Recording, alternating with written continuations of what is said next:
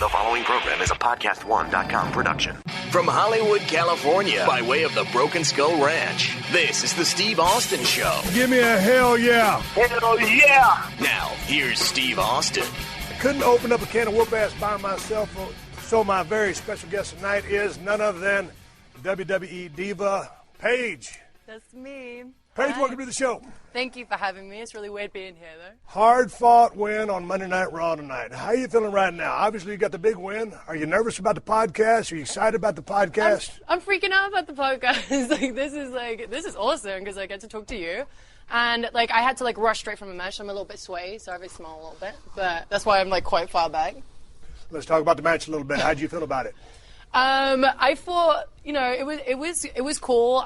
I'm every time I'm in there though, I'm my biggest critic. So every time I'm doing something, I was like, oh damn, I should have done this, or oh damn, I should have done that. So. But you do that in the moment because when I would go back and watch, then I would nitpick stuff. But while I'm doing it, I wouldn't think about it so much. Are you good about watching now and being harsh on yourself? I can't watch back, but once I'm in the ring, then I'm like, oh my gosh, I completely messed that one up. Yeah. Now we were talking before we went on the air, and this should be an Unleashed show because you talk a lot like I do on my explicit content show. You cuss a lot. So are you doing that in the ring?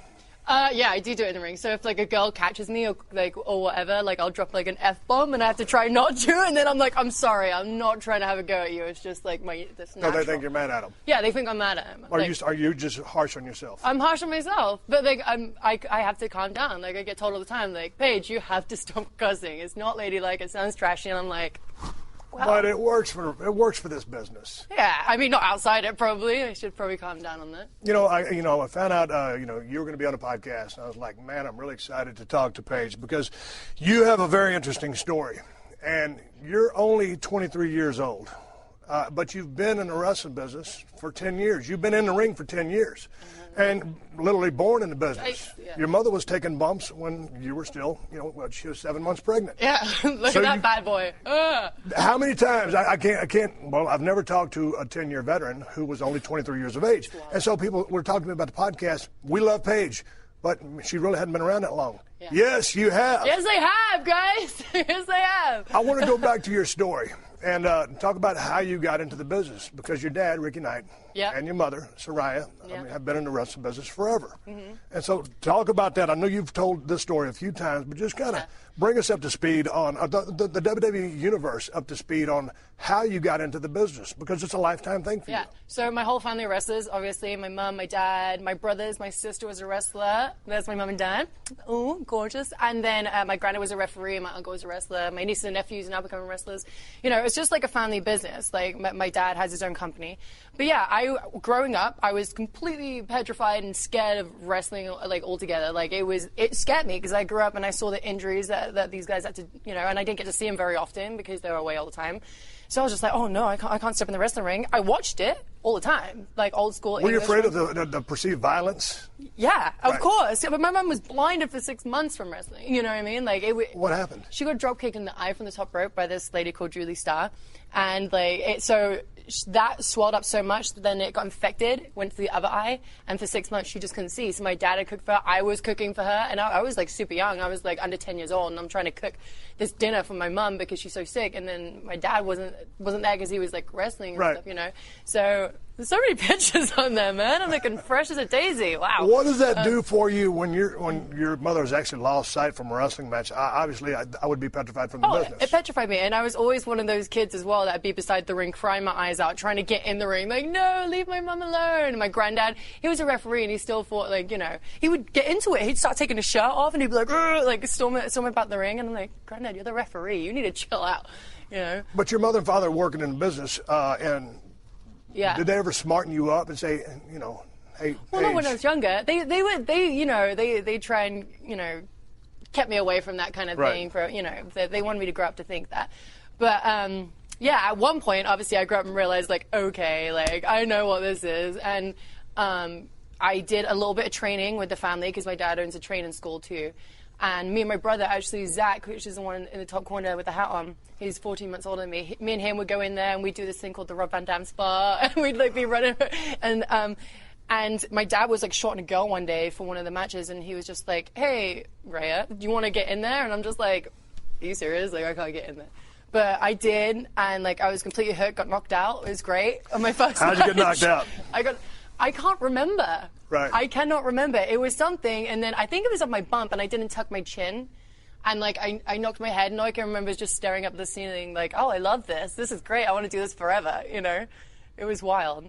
But yeah, from then on, I was like, no, I know what I want to do. And, you know, growing up with my brothers, especially Zach, who is so obsessed with the WWE, we used to watch the videos, and we used to have the little Titantrons and the action figures, and I was like, man, I want to be like the divas. Like, I want to be like Lita. I want to be like Bull Nakano. I want to be like Alundra Blaze. Like, I want to be like these women. And they were amazing athletes, and they were awesome, and I was just like, I want to be that one day. So I was like, you know what? I'm going to like send out my resumes by the time I was 13, sent them out everywhere. My mom helped me write them. Okay, but let's go back to your training. I mean, because was it basically your mother in the ring training with you? Did your dad chip in?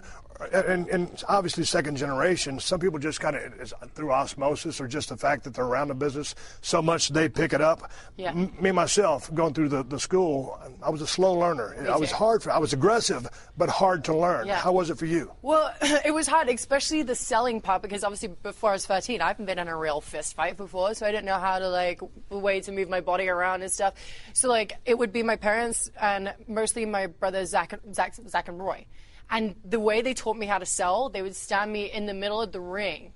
They'd say, like, okay, so we want you to close your eyes, and then we're going to hit you. Like, but not too hard, but to the point where you're just like, oh, and then it taught you how to Right. sell properly. But yeah, they would do that for a good 15 minutes where, like, I'd have to close my eyes and I wouldn't know where it was coming from over here. Boom, my mom would slap me in the face, and I'm like, ah, like, I'm 13. This is borderline, you know. This isn't good. This isn't good. But you were able to put two and two together and come up with the concept. Helped. Yeah, it definitely helped. But yeah, especially when I had matches with them too. When I had matches, people thought, oh, they're gonna hold back because they're no, they beat the living sea at me. You know what I mean? My dad's a big guy, and he did this thing where he like sits on people. Right. So I was like lying on the floor, and he like runs and jumps and like sits on my chest, and everyone in the crowd's just like, oh my gosh, and I'm like 13, like, my big old dad sitting on me. But how was that growing up? Because basically you started bumping, taking training in the ring at about 12 to 13 years of age, correct? I've technically been bumping since I was a fetus because my mom was actually wrestling with me. And Robbie Brookside, actually, he's down in NXT. He gave me my first bump. And I said this on the other podcast too, but he gorilla pressed my mom when she was 7 months pregnant. She's a small lady, so like you just couldn't tell. Right. And it was 14 months before she just had Zach. So he gorilla pressed my mum onto my dad on the outside. And so after that, she was like, wow, I don't feel very good. And then like she went to the doctor, and he's just like, well, you want the good news and bad news? You're knocked up. And she's like, excuse me? She comes out, and she's like bigger than anything. Like she said she went in skinny, come out like a big chick. Right. So, but yeah, so I've been bumping since I was a fetus. And I think that's how I developed my scoliosis, thanks to my mother. I'm like, thanks, Mom. What's with scoliosis? I have scoliosis too, yeah. Really? Yeah. Serious condition? No, it's not, but it's like a question mark, but I only discovered it when I actually came here. And I had no idea I had it until we had like a personal trainer, luckily in NXT, FCW was what it was before. And I was like bent over and I was doing rows and stuff like that, and the trainer was just like, whoa, like your back is messed up. I'm like, what are you talking about? And then he took a picture and I was like, wow, I've never seen that before. And I got an x-ray on it and stuff, and it was like a question mark. I was just like, that's weird. Like I thought my back was like good. Okay, so with 10 years in the business, has that affected you in any way, shape, or form? No, is it supposed to present a problem down the road? It could, but you have to like go to a chiropractor, do some yoga or something like that, which I don't do any of those, so that's probably an issue in the future. There's a very interesting documentary on YouTube that I found, and it's called The Wrestlers, Fighting with My Family. Yeah. And y'all filmed this. And what was the motivation behind filming this? Because I would recommend everybody watch it to get more of a backstory of where you came from. Yeah. But whose idea was it to film that? It wasn't actually any of our ideas. So growing up, obviously our family is very unusual. We are a wrestling family in England, and we don't have that, So we had a lot of people coming up to us, like, asking for documentaries, and we do it all the way through growing up. Like, you'll see me doing documentaries where I'm in the bath at, like, 2 years old, like, people filming me, And this one guy saw a documentary, Muscles and Mascara, I think it was, and it was about my mom. I think that was it. And then he confronted them and was like, okay, we want to do this documentary. And they were like, okay, but what are we going to base this documentary on? Just the family? And that's me when I was training. And my dad was like, well, she actually has a tryout with WWE coming up. And this was my second tryout because I didn't get in the first time. But my second tryout came up, and they were like, this is perfect. So we're going to show, the grind up until you try out, and maybe if you get in, a successful story, And let's go back before we get into, the years when you signed with WWE at 18, which is crazy. But, growing up, you were in the ring, you were traveling all over the world at 14, but before that, you were tending bar. I was tending a bar. But you were doing other things as well, because I heard you were also bouncing. I was bouncing. Now, yes. How does this happen? Yes. So obviously my mother... England is a lot different than the United States, because this wasn't very long ago. Still wasn't the legal. lady's only 23 years old. It still isn't legal, but I've done a lot in my lifetime, which is really weird. But yeah, so basically my mum and dad would go away and they'd leave me in charge, because sometimes my brother can, have a few too many in the bar at that time. So it'd be me, 15 years old, looking after this bar.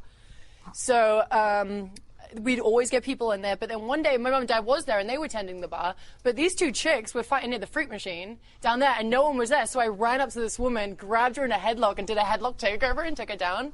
And then this other one tried to come at me and I grabbed her in a headlock, so I'm sitting on one's head like this, and I got another one in the headlock and I'm like, boom, stop moving. So I'm 15 years old holding these two chicks down. My mum just come running down. The amount of times I had to do that, I pinned a guy up against a wall because he was trying to he was being mean to, one of my friends. So he was there for his, he liked guys, or he found that as an issue. So he was being very rude and very disrespectful. So then he went up to him and tried to glass him, and I just rugby tackled him into the wall and held him there. I don't know, I had this mum strength or something, but I managed to pin him up against the wall while, my friend Sam was taken out. And so, yeah, I did bouncing in my time. So then, with everything else that was going on in your life, with the travel, with bouncing, I mean, did y'all have just different wrestlers coming to the household, needing places to stay when they were working for y'all? All the time. We always. So how was that? I mean, this is not it's different. It's not everybody grows up like this. So what was it like with the rotating cast of the interesting personalities, we'll say, in the business of professional wrestling? The most exciting part is that we'd have American wrestlers come over. So Jake the Snake lived with us for a little while. It was the most wildest thing, and he was so sweet. And he used to, get the snakes, he used to take the snakes from the pet shops over there and bring them in. And then he ripped a piece of his boot up for me, and I still have it, and he signed it for me. And that was, my lucky thing from him. But, yeah, I got to meet Yokozuna. I got to meet the Bushwhackers, Greg the Hammer, the Hammer Valentine. I got to meet all these people. But it was awesome. I loved it. I didn't, I was always around, a billion people all the time. Well, let's go to a Twitter question right now. And they want to know, people on Twitter, which superstar and diva did you look up to as a child? Well, diva-wise, I looked up to Bull Nakano, which obviously I do her submission, but a little bit modified. I looked up to Lita. I dressed up as her. There she is, that Buell Foreman. Bull Nakano. Yeah, she was a badass. She was. Yes, she was awesome. And Lita, because you know what? I actually dressed up as Lita for Halloween before. I stole my mom's underwear and had her underwear up to my shoulder blades before. It was disgusting. But my mom was like, "Well, are you wearing my underwear?" I'm like, "Yeah, I'm Lita, Mom." But yeah, I dressed up as her. And you, I was obsessed with you. Okay, tell me how. I was you, and actually I loved Rikishi. Those two, you two are my favorites. You, because it was mostly your character was just so cool when I was growing up. I was like, man, this is a guy coming down a quack bite, drinking beers, flipping people off. I was like, this is madness. And the fact that you didn't change your character whether you were heel or babyface. And that's something that I really looked up to. And so I was trying to do it, especially in WWE, trying to be more like you, like Paige 316. No, but it's interesting, a bald-headed guy with a goatee can resonate with, at the time you were a teenager, and strike a chord with you. Oh, I was in love, I'm going to embarrass myself. I was in love with you. I was like, this guy is awesome. Am I embarrassing myself? Because I feel like I'm But yeah, no, you know what I mean. But no, okay, so in talking about, I was able to maybe influence you. Now, obviously, Bull Nakano, Lita, and earlier you mentioned Alundra Blaze. Alundra Blaze, but you guys all just stood out to me. But let's talk about the character of Paige, because in England, you wrestled as Brittany Knight. I did. Okay, so... that was a funny story. Actually, I was first in the tag team called the Norfolk Dolls, which I recommend anyone to watch this movie. It's called California Dolls, or the Marbles from the 70s. And it's a wrestling movie about a female tag team. But yeah, I was called the Norfolk Doll Brittany Knight. So tell me about Paige now. Okay, so all of a sudden you go for your first tryout and you're rejected. Because, I mean, why were you rejected? You tried to be a diva. I tried to be a diva. So I got this tryout from, Drew McDonald, who sadly passed away this year. He got me the tryout. And he was just like, you need to be a diva. Like, I was like, I don't know how to be a diva. I still don't even know how to brush my hair properly. Like, I can't do makeup. I can't do this. But I was like, well, I'm going to give it my best shot. So I got a spray tan. I got someone to do my hair. Like, I had colorful makeup on. I cut like a colorful dress. That's funny. And I was just all in color. How did you feel when you got gussied up like that? Oh my God. I was not in any way confident. Like, I hated the way I was dressed. And I was so tan. And I was just like, I look like, not that I'm against anyone who's tan, but it just didn't suit me. Like, I didn't feel comfortable like that, So, like, just walking through, I was just, like, very timid and very, like, placid and didn't really want to, like, And then I had my tryout with this woman called Lisa Fury, and I, like, busted her lip open in the tryout because I was just so nervous. And they were like, yeah, well, maybe come back next time, maybe get some more, like, you have to be more confident, I feel like they could tell that I wasn't being me. Right. So, luckily, actually, Johnny Ace managed to get me a second tryout, which was awesome. And it was only 6 months later, but, I came back and I was like, well, I'm going to come back as myself. If they don't like it, fine, but I'm not going to try and be something I'm not. Like, I refuse to be, So I come back, dark hair, piercings, black clothes, and they were just like, right. And the ones who were running the tryout was actually Jamie Noble and Goldust. Right. And it was funny because there was this, we were in the ring for like 2.5 hours. And I remember Jamie Noble, he probably won't remember this, but I was the only girl at the tryout, the rest were guys, one of them being Zach, and we had to tag in and out. And then Jamie comes up to me, he was like, hey, tag yourself in, we want to see you and your brother again. Right. So I was like, man, I'm going to get heat for this, but I was like, all right, this big old bodybuilder's backing up, and like, boom, tag myself in. I was like, sucker, I'm taking over. So me and Zach, we beat the crap out of each other. For like literally half the time we're in the ring. Like, it was ludicrous. We were sweating, but it was awesome because then Goldust took me aside and then he was like teaching me the stuff that I went wrong, and I was just like, but this is what kind of stuff were you doing wrong? Because there's a difference between European style and American style. So what was actually you critiquing? It's the stuff in between. I think we were doing the international spots. We were doing like headlocks and off tackle. But I was doing things where I just wasn't like selling the things in between. So like Zach get me in a headlock, I send him off, and I'm just like standing there like waiting for it. He was just like, no, sell it, like go down, come back up, then get hit, But he was teaching me like the ins and outs, which is awesome. The Steve Austin Show. The Steve Austin Show.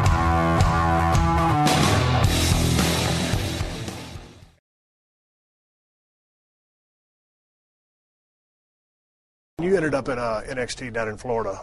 You came with a very physical style because that's the way you're brought up. You're wrestling with your brothers. Summer Rae would tell you about that. Yeah. Ooh. So, I mean, you kind of had a reputation, and I like to work snug. And, man, we were just talking to Road Dogg a while ago, and we were laughing about when those guys were feeding my comebacks. But from the way you were brought up, I mean, especially with a family of wrestlers, you're protecting the business, you're laying everything in. What do you call it? Stiff but safe. Right. Is what my family used to call it. So, be snug, but as long as it looks good and you're not really hurting anyone, cool. So, like, I would get in there, and all the wrestling moves would be different names. Like, everything would be different. And the girls just didn't like me. So, like, the first couple of months, why did it not like you? Well, I got told in the end by actually Shaw Guerrero.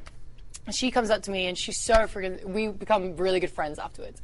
But at first, she was like, no, I was just intimidated by the way you look, because I came in like this, like crazy woman. Yeah. Some great pictures you're showing, guys. And I came in looking like that. I already had wrestling experience. I looked different. And she was like, I was personally intimidated by that. And I apologize. Like, people were just mean. Like, they were mean. And then Summer Rae, I've always been friends with her from day one because we were like 2 weeks apart. I gave her a tackle, which in England we call check. Yeah. So, like, and she's used to coming down for girls because she's so tall, but with me, like, and I stick it in. So, like, we run this spot, and I give her this tackle, and I smack her straight in the teeth, and she lays on the ground, and she starts crying, and all the girls was like, she's trying to sabotage you, and I'm like, no, I'm not. I'm not trying to sabotage anyone. It's called an accident. It's an accident. It's what wrestling is. Like, give me a receipt. I don't care. Like, freaking smack me around the face. Like... Yeah. So you're known for your physicality. You've dialed it back a little bit, but tell me about if you're influenced by the three women that you just named, a little bit of Stone Cold. Tell me about the transition into Paige, because if Stone Cold goes out, he's selling cans of whoop ass. If The Rock goes out, he's selling electricity. If The Undertaker goes out, it's that phenom and the mystique that he has. Tell me about who and what Paige is. Well, Paige, mostly, it's going to sound like really cheesy because I'm sitting right next to you, but it's mostly based on you. And Paige being so different is basically me, but an exaggerated version as well. But like, I always wanted to be the girl that stood out, the anti-diva, someone who was different, and that's where Nakano was, what Lita was. Always someone that stood out, was very special. Like, you always could tell them from a crowd, like, oh man, she must be someone. But in a different way. So, like, I just got all those qualities and put them into Paige, especially, like, taking some from my mum's style, too, and bringing that in. And, Dusty Rhodes helped me a lot in that. Talk about Dusty. I mean, he just passed away, but, man, he was a guy who was one of the first guys that resonated with me. And, he was in a ring bleeding. Someone had to iron claw on him. I was hooked. Yeah. What did Dusty Rhodes do for you? He kept me sane in insanity 100%. Because there was a lot of times where I just wanted to break, like, whether people think it or not, this job is hard. And I moved across the world. When you say that, well, whether people think it or not, this job is hard. Some people think, like, oh, they're on TV, like, they're in these cameras, they're people love them, they have fans. That's the cool part, sure, and you get to travel the world. Yeah, there's a little bit of glamour that looks nice, but when you get in the grind, it's... And people obviously don't understand that. And I moved across the world, and I was by myself at 18, so Dusty was so sweet, and he took me in, and there was just points where I was like, these girls are mean to me, I can't get it, I can't understand, like how long am I going to be here for? Like, I was just breaking down, and he was so helpful, and he's always just like, I want you to be this girl, and he would point me in a joke. He's like, you be you, like, you're it. And then Cody, his son, actually said it in the best way. He liked his broken toys as well. Whoever was like the full package, he was just like, okay, he was great with, but those broken toys, like, he spent more attention with, and he wanted to fix up and shine up and send on their way, so he spent a lot of time with me. I was his princess. Well, I love my little porcelain princess. The guy who has a magical lisp. I love him. And I did too. What's the best advice that he ever gave you? Oh man, I have a story about him actually. He was always saving money, first of all. I love that. You're 23 and you get it. Because in a documentary, I don't want to cut you off, but you're talking about all these things you want to buy. I was joking, and I hate that they put that in there. I was joking about that. But back in the old days, back when the dinosaurs still roamed the earth, the promoters or the guys that were in charge, the bookers, they'd always tell you, kids, save your money. So you're 23, and he would tell you that is so special. No, and I did. And, the first year, I didn't save it very well. Obviously, I'm 18. I'm finally earning some good money. I'm like, this is great. Yeah. Spend it on this, spend on that. Biggest mistake ever, because I have to pay tax at the end of the year, and I didn't realize that. But I save after that, and I save now. And I don't throw my money away like that. I save, I pay my tax. Like, it's good, and I thank him for it. But I have a story, so he would run all the promo classes down there. And he'd be like, Paige, baby, I don't want you to talk.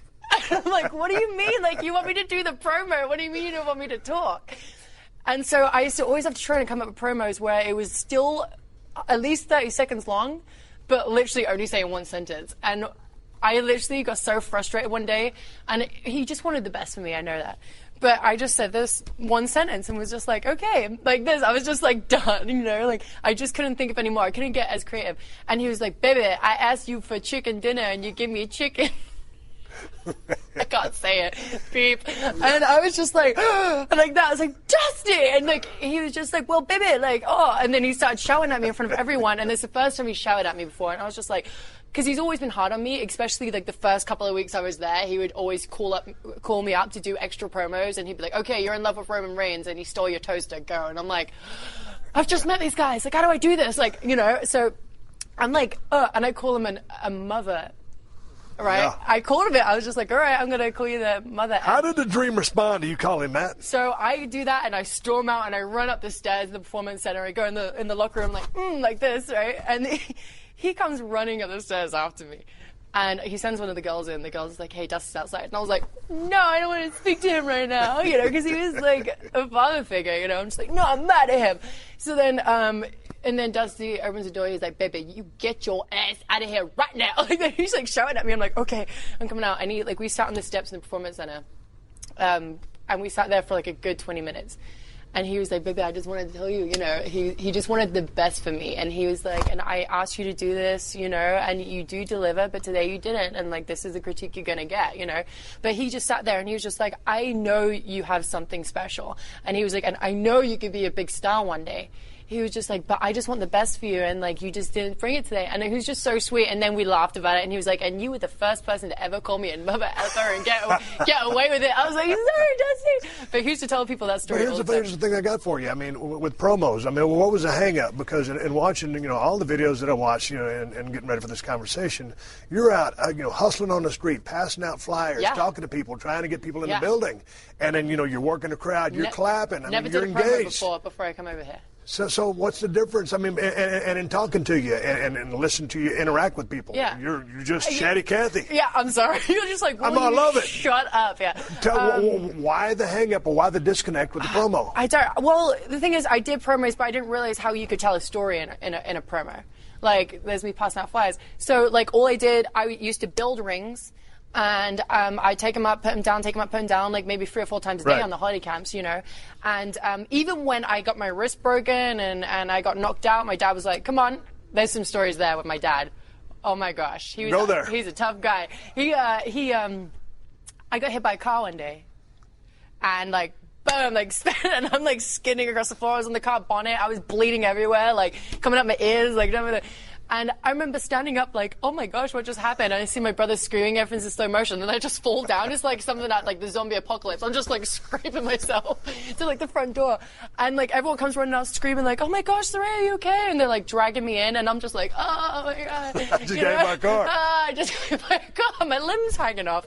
And my dad's like, can you wiggle your toes? And I'm like, yeah, and he's like, all right, get ready, we have a show to do today. So we went and done the show, and they just bandaged me up, and literally, and we did it again. I broke my scaphoid bone. I don't know how you pronounce that in an American accent, but I broke my scaphoid bone in my wrist on a Samoan, which I wasn't ready for with my mum. Right. And my dad had like this little makeshift cast in his bag, so he just like threw it at me. He's like, hey, put it on. I was like, okay, and he's like, right, we're back ready to go tomorrow. I was like, he's like, but you don't have to put the ring down today. I was like, okay. He's like, but you have to put the ring up tomorrow. I was like, okay, cool.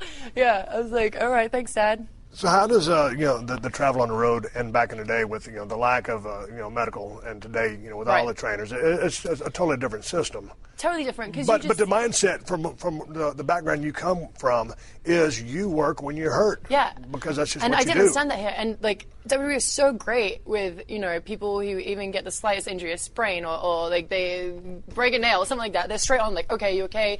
Do you need some time off? You know, like they're very good like that. Whereas I used to look at girls in the Performance Center and just be like, what are you in there for? Like, get up, like, brush yourself off, get back in the ring. And it used to annoy me, but I realized, like, they didn't get brought up in the business the way I did. Right. You know, like Now, what's your mindset on that? Because you paid a lot of dues, and, you know, last week or whatever it was on Monday Night Raw, John Cena, a vicious broken nose. And that dude's one of the toughest guys like Harry in the business. And Ma from Harlem. He comes back early from all injuries, but he keeps going. Right. But that's the same. That's the way background. it is. I was just like, good for him. And I was just like, everyone's like, that's great.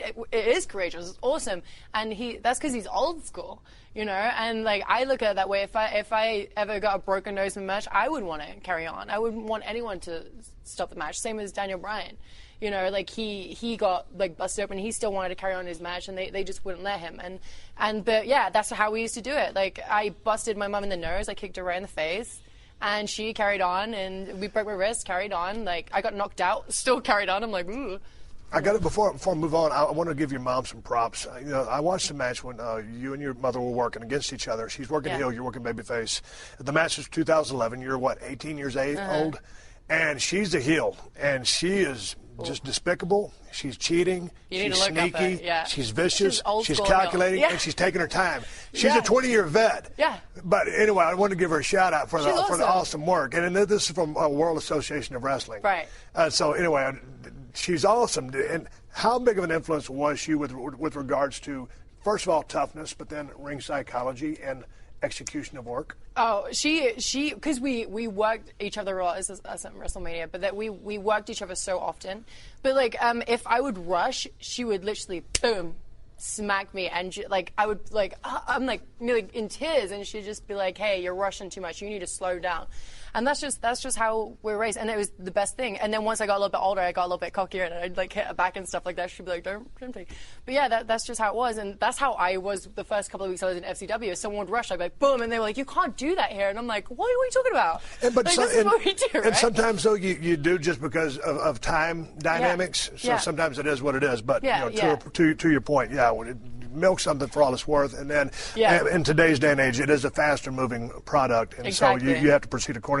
In a lot of the interviews that I saw of you, over and over and over again, you would say when someone asks for your autograph, you go, why do you like me? Why do you want my autograph? Yeah. And so I want to ask you, I mean, from is it a confidence level, or do you not see why people would want your autograph? Because you always ask the same question. Why do you like me? Why do you like me? Yeah, because I don't know if it's a confidence thing, but I go out there and I'm confident, really, really confident. But then outside, I'm just like, wow, you got all these gorgeous. I feel like it's more of a low self-esteem thing. Like you have all these gorgeous women, all these crazy superstars, and I'm like this little girl from a little town in the middle of England, nowhere, and then I'm like, why do you want my autograph? Why do you like me? What do I do to it's. But so just so that I read it. The Rock gave you a great piece of advice. Yeah. What was that? Stay humble and hungry. Right. Because you always want to have more goals. And you always want to try and reach them. So always be passionate and humble, because you know what? A lot of people are not going to want to work with you if you're a complete a-hole. Right. But so then I want to give you something to take from this conversation as well. Because when people ask for your autograph, you have struck a chord with them, and they get to live vicariously through what you're doing. And all the years that I was in the ring, I had so much fun, and it was a blast. It was a rocket ride, and I knew that I was kicking ass, and we were, it was a whole roster of Hall of Famers. So we're having a great time. It wasn't until I was on the Hall of Fame, there, and they did a 5-minute video package, and I was able to see, okay, dude, this is actually what you were doing. Yeah. So my advice to you, a 10-year vet at only 23 years of age, when you get a chance and you're not on the road, sometime when you're at your crib in Florida, just step back, because sometimes I think you can get so far in the forest you can't see the trees. Right. So step away from it for a second. I know you're totally immersed in it, and it's your entire life, and who knows, it probably will be for another 10 or 15 years. But realize what you're doing and how powerful your presence is, and how passionate the WWE fans are, and realize why you impact these lives. Because look at the story you just said. And just some kid, some girl from North England. Why? Right. And I kind of when I watched the Total Divas back, actually, and I realized the message I always want to give out is you want to be yourself. Right. And I know a lot of people preach that all the time, and they're not really doing it, but I feel like I do it. And this girl comes running up to me crying her eyes out, and she's like, you know what, you made me get over my eating disorder. I went to Wizard World this weekend, and 5 people, different people, guys and girls, come up to me crying. They were like, you helped me get over my anxiety. You helped me be more confident. You helped me think it doesn't really matter what people think of you. I can dress the way I want. I can look the way I want. I can be the way I want. And I have to keep saying, I'm like, yeah, that's so weird. I'm getting it out there, and that's all I want. But I said that I was going to I told Daniel Bryan, I told a story about how he met my family. So we'll get into that soon as well. So I'll tell you. Let's go back to Florida for a second. Yeah. Triple H has been a big influence on you. Huge influence. He gave me. I actually went for a stage. This reminds me. I actually went for a stage at this point where I had so much bad luck. I got in a car accident. I had to have surgery. So I was out for 3 months. I got my bank account, I ordered something online and it got completely hacked, money taken from me, and I couldn't pay for my surgery. So and my dog got hit by a car. So I was upset. So at this point, Triple H I was just I'm just ready to come back. I have so much bad luck and stuff going on. And he was so great, and he was just I'll get you back a week earlier for this. So he gave me the opportunity to come back, and literally that was my first day back and from surgery, and we did the whole championship thing. But he helped. So that was your first NXT. You're Yeah. the first women's NXT champion. Yeah, I was buzzed, and I was just like, what? Like, how is that possible? Like, to make history in the WWE at like only like 21 at that point. Like, it blows my mind. It blows my, and Emma is like such an amazing talent as well, and getting to work with her, and she's come from the similar background. She's done the grind and Right. stuff prior. She's been doing it since she was 13, so it's just like to work with her and do this, and Triple H give us the opportunity to do it, because I feel like that's how the whole Diva Revolution started, was because of him. Well, you mentioned it. It's a Twitter question. I want to ask you Yeah. about that. The Diva Revolution. Did you start it? I feel like. Okay, well, what do you think has been the best thing about the Diva Revolution, and why? I just think them giving us a lot of time to actually tell a story and showcase what we can actually do is probably the best thing. Opportunity, yes. But like, I feel like Triple H was definitely the one that started it when it comes to NXT. You had AJ, who was different, quirky, but wrestling side of things, she didn't do that very often, and she was amazing. Like, I looked up to her as well because she was different. But he gave us an opportunity. He's like, hey, you're going to have like 20 minutes for this NXT match. And we're just like, what? That's great. Wow. Yeah. And this is the first like live special we're going to have on the WWE Network. No other pay-per-view's been on there. We were the first pay-per-view, and it was like NXT. And he gave me and Emma the opportunity to do that. Which and Stephanie was there as well. And it just blew my mind. So I feel like he kind of started it, and then me and Emma kind of got the ball rolling. This is the Steve Austin Show.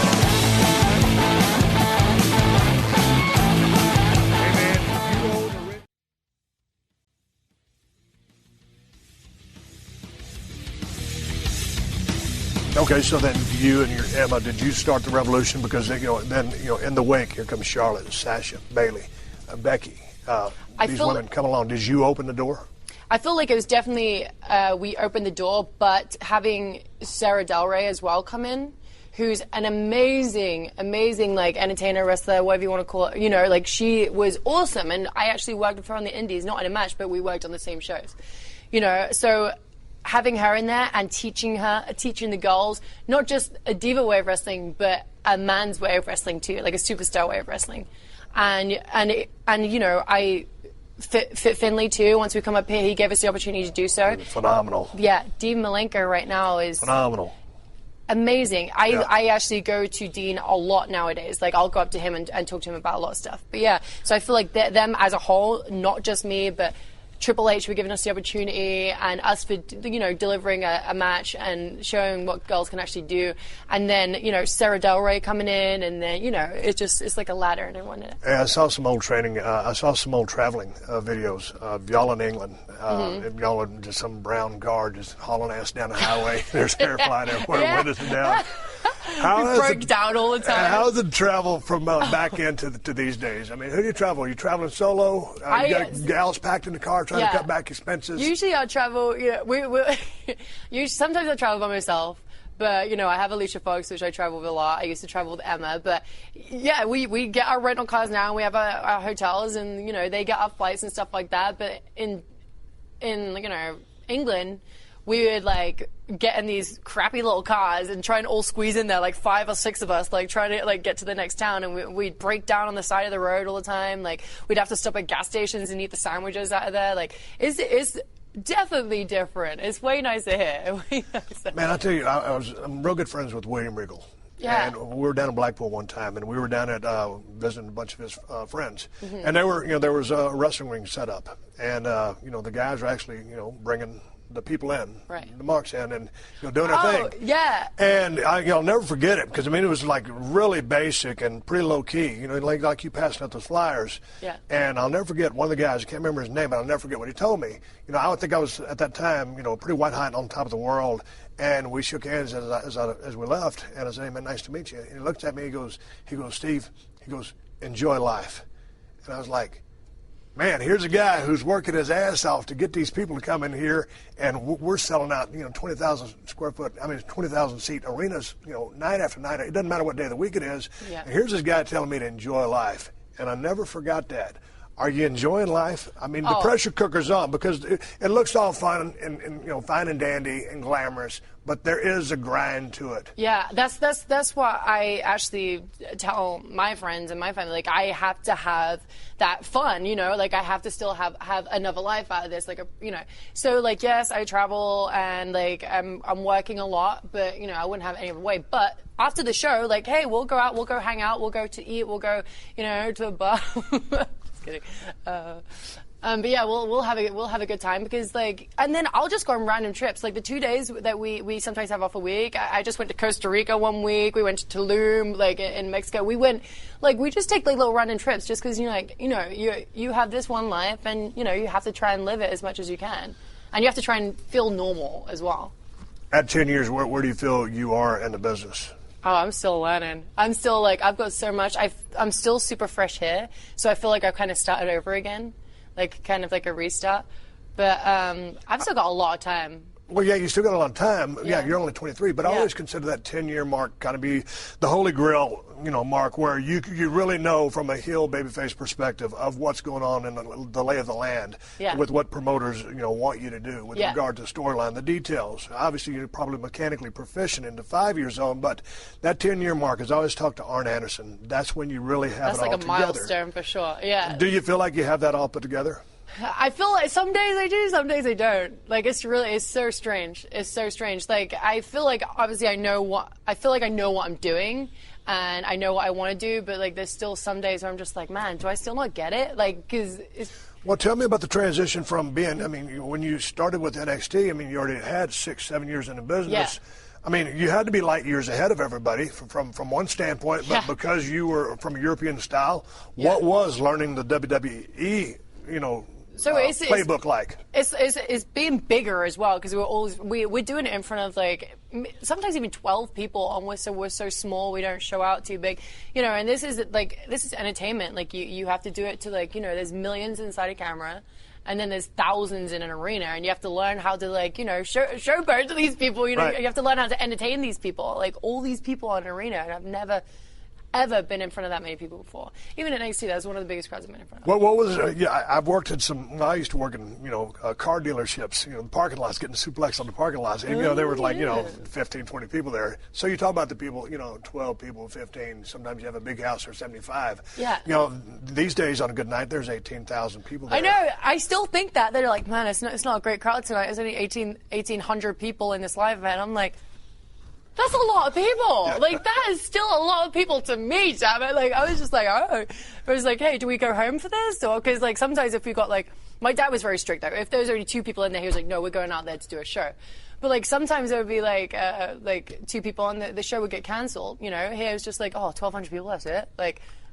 Does this get cancelled because there's only 1,200 people here? This is great. You got to give everybody their money's worth. Yeah, exactly. And I'll go out there if there's one person out there and put on a show if there was thousands in there. So. Hey, I want to talk to you a little bit about Tough Enough, and because I've enjoyed watching you on there. I'm such the bad guy, apparently. No. But here's the thing, and let me go out on a record saying this. I hosted Tough Enough in 2011. Yeah.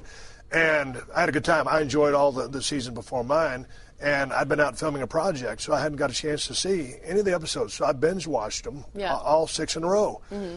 And the show is very interesting. I really like it. I enjoy the hell out of it, and I'm not saying that for a plug because I'll tell you exactly what's on my mind. You know that. Yeah. I think one of the reasons it got met with a little bit of indifference is because of a level of expectations. Right. I think when they reincarnated it and brought it back, I think people expected to see what they saw in 2011. Yeah. The show's changed.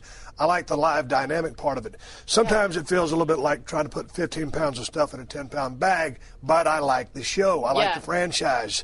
I like all the moving parts, all the people on the show. Oh, it's awesome. You were very honest with these contestants. And you've gotten a little bit of heat for it. Oh, tons of heat. But here's my thing. I got death threats. It was great. But you're a 10-year vet. Yeah, but when you get in someone's grill, it's because you're an established veteran and you know what the hell you're talking about. That's the thing. People who don't know me, or the average viewer, because this goes out globally, worldwide. So a lot of non-wrestling fans are watching it too.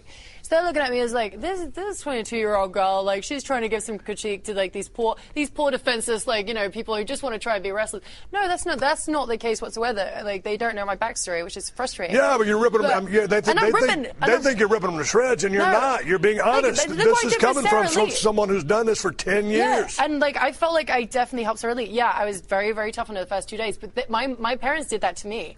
And they were just like, and they do it to other people too. I'd see them in the training, and there's this girl called Destiny, and she just wouldn't come out of her shell. Right. So my mum got in her face, and she was shouting, she was screaming at her to the point where Destiny just went, smacked her around the face, and she was like, that's it. That's the confidence I want. Yeah.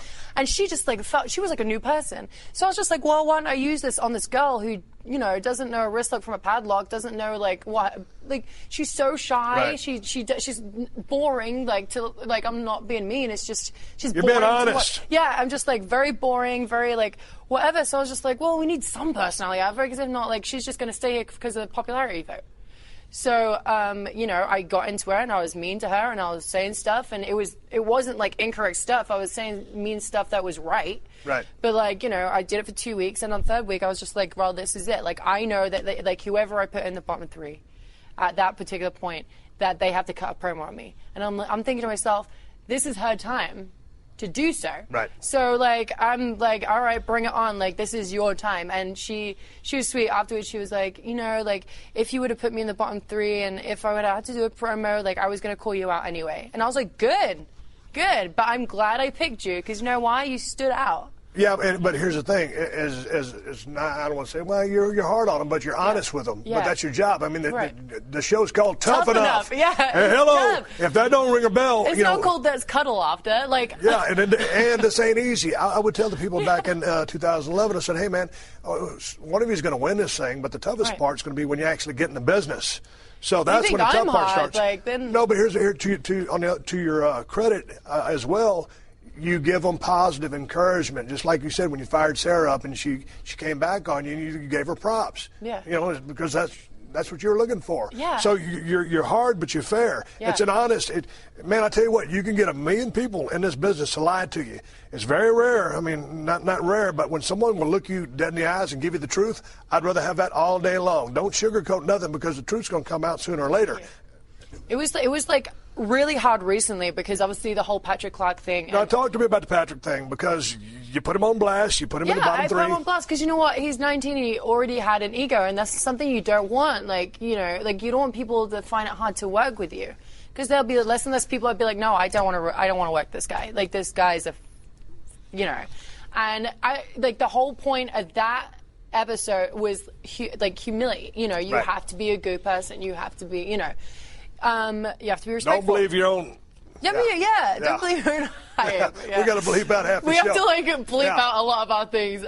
This is great. So was it too much ego? It wasn't confidence. It was ego. It was. It kind of got to. He rubbed me the wrong way, and you know, it just. I was like, okay, well, he needs a shock. Okay. You know, like put him in the bottom three. I didn't expect him to go, but that means, you know. And people, like, as soon as he did win, I was like, wow, okay, he's gone.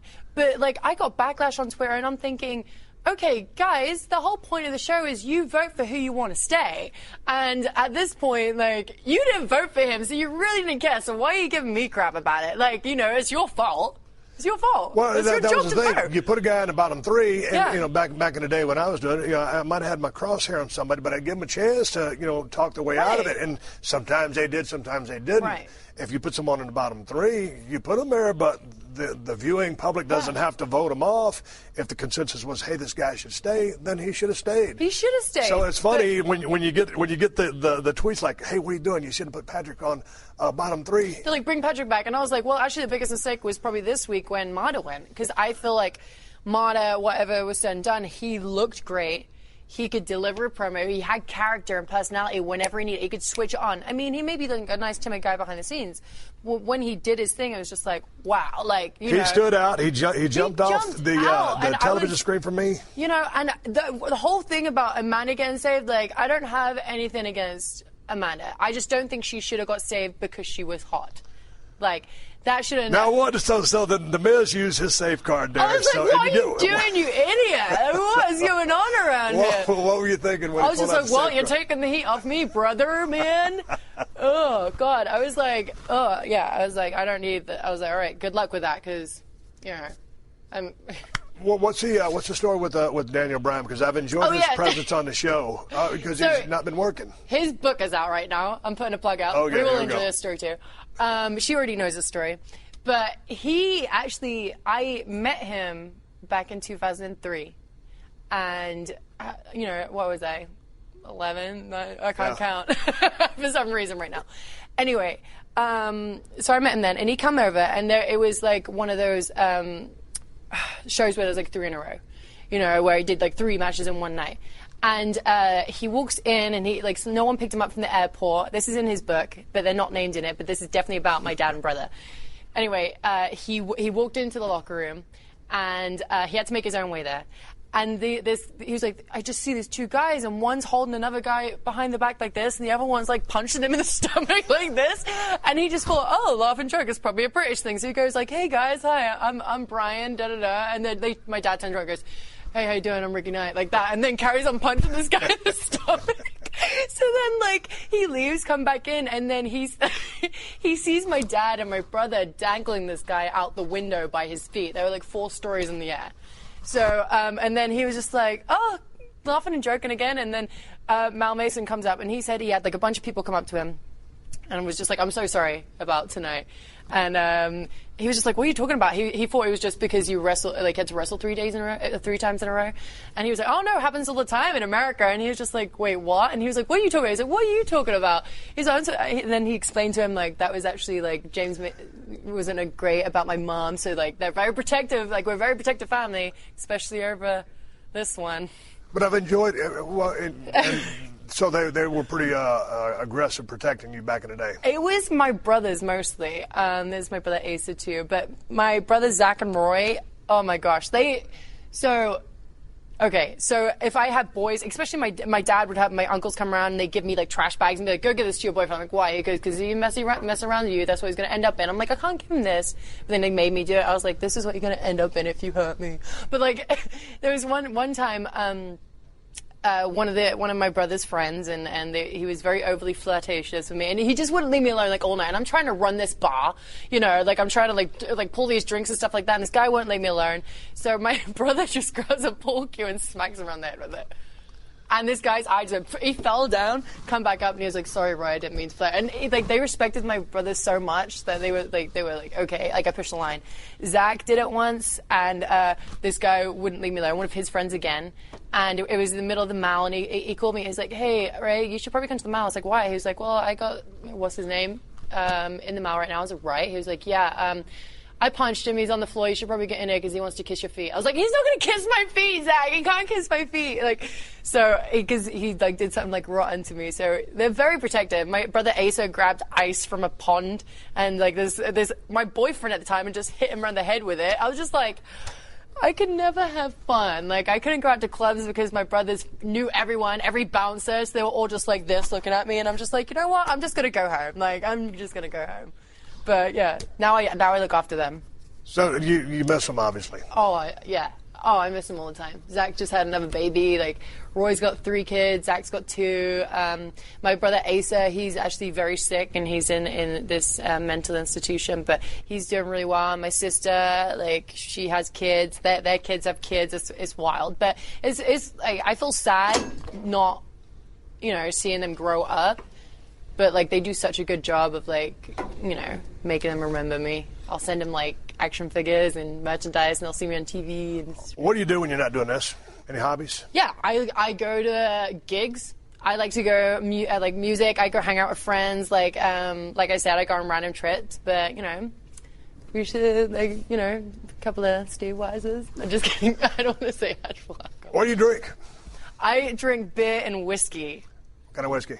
I drink Bullet, I also drink Jack, and I drink Maker's Mark. And then beer, I drink Purple Haze, I drink Bud Light, I drink Budweiser. I literally drink really any beer.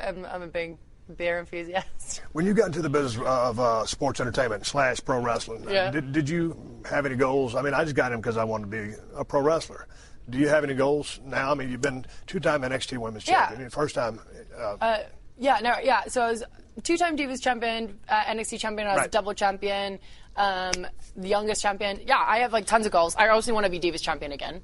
You know, I want to be a longest reigning Divas champion. I want to have another WrestleMania match, and one day, like, I really, really, really want to be in the Hall of Fame. Like, that's a huge goal of mine. I think that's badass. See, that'd be really cool around my waist, and also maybe change that into the women's championship. Just kidding, I love it. WrestleMania 32, right around the corner. Really, as we speak. Yeah, it goes really quickly. Do you think you'll be in it? I hope so. If not, I'm going to try and put myself in there. Just make a run in. I'm like, I don't care. I want to be part of this. You know. Sorry about that. It's somebody talking to me. WrestleMania is going to be AT&T Stadium in Dallas, Texas. 105,000 people. Yeah. Can you imagine that many people being in an arena?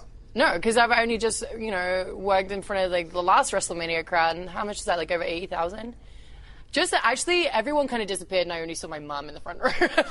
That was like wild. But I can't imagine doing it in front of that many people. You can't hear anything. Dean Malenko said, you know what? He was like, "There's a lot of people in there, but you can hear a pin drop because it's so big and like there's no ceiling." So I was just like, I was expecting like loud rat, and you're like walking out like, "Wow, it's like crickets. People hate me." Just like, no, you just can't hear it. And that's, we were in Ford Field several years ago is when Vince was against Donald Trump. He had the teams working against him. And the thing about it was that thing is 90,000 seats big. And so we really thought we were stinking the joint out. We couldn't hear the sound because the sound was disappearing up above. We didn't have the speakers around. So, man, it was really bad and sad because we thought we had lost everything. But the people were really into the match. We just didn't know it. Yeah. And that's how I was. But then Dean kind of clued me up. He's just like, no, it's just because there's no ceiling. But they were loud from like our perspective, but in the ring you can't hear a thing. And I was just like, ooh, God, like, yikes, that was kind of scary. So what's next for you? You go from here and you go where? Right back to do Tough Enough. We are flying back to do Tough. So everyone's like pretty much angry with me right now because they're waiting for me so we can jump on the old jet ski and go on the old dusty trail back to Orlando. But yeah, so they're probably all watching this like, will you hurry up? You get a story about Big Show? Oh, yeah, on the jet. You got to tell that before. We're about to go off there, but you got to tell that story. Okay, so me and Renee Young were this was actually like 2 weeks ago. We're cold, and we were like, all right, we're going to find the blankets. And Big Show's like, no, I got a spare pair of pants like that, and he like throws these pair of trousers at us. So me and Renee decided we wanted to be a sweatpant mermaid.